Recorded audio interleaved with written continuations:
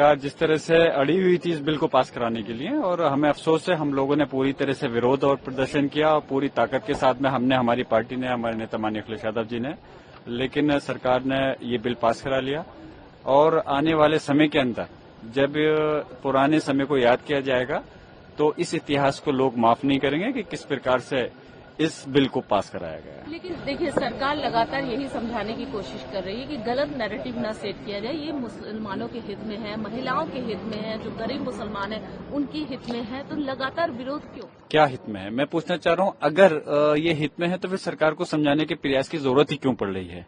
अगर ये हित में है तो ऐसी चीज सामने ही क्यों आई कि क्यों लोगों को, सरकार को ये समझाना पड़ रहा है कि ये उनके विरोध में नहीं है, उनके हित में है? और अगर हित में है तो बताएं, क्या महिलाओं की जहां तक बात है, महिला पहले से उसके अंदर 2 महिलाओं का पहले से है और उससे ज्यादा भी हो सकती हैं, तो कौन सा नया तीर मार दिया सरकार ने? उन महिलाओं को क्या सम्मान दिया है? तो इस प्रकार से जो बिल ये क्या है, यकीनन हम ये कहते हैं कि आपस में बिल ऐसा होना चाहिए जो कि समाज की तरक्की हो। और देखिए, जब हर समाज की तरक्की होगी तो तभी देश पूरी तरह से विकास करेगा। अगर एक समाज को टारगेट करेंगे तो फिर देश के प्रति, आप विकास के प्रति वो वफादारी नहीं कहला सकते।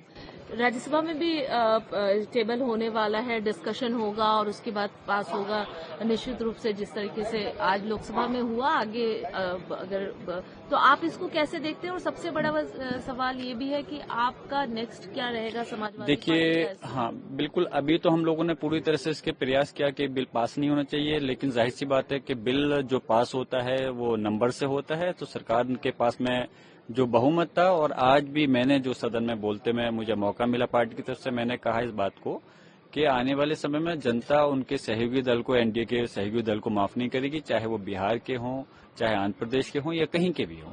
तो इसलिए और अब राज्यसभा में आएगा तो पूरा प्रयास करेंगे कि वो उसको वहां रोक सके। अदरवाइज अगर पास होता है तो उसके बाद में हम इसकी लड़ाई को, जो हमारी तंजीमें हैं समाज की, जो जिस तरह से इसको लड़ना चाहती हैं, सड़क पर लड़ना चाहती हैं, तो हम तब भी साथ रहेंगे और जरूरत पड़ेगी तो न्यायालय भी जाएंगे। एक और सवाल कि कई मुस्लिम जो समुदाय है, कई मुस्लिम मंच है, वो आगे है, उन्होंने इसको सपोर्ट भी किया, तो आखिर अलग अलग क्यों? कोई सपोर्ट नहीं कर रहा। देखिए, जहां तक बात है मिसाल के तौर पर कि अगर कहीं 95% अगर किसी चीज में कहीं वोट समर्थन में है या किसी चीज के विरोध में है तो लगभग वो 100% के ही कहलाते हैं। और मैं इस बिल में मैं गारंटी के साथ में कहता हूं, हमारे समाज का आप 1% तो छोड़िए, कुछ % भी लोग मुश्किल से साथ हो पाएंगे इस बिल के, क्योंकि जाहिर सी इस बिल को क्लियर है, ये बिल जो है हमारे समाज को तोड़ना और कमजोर करने के लिए लाया है।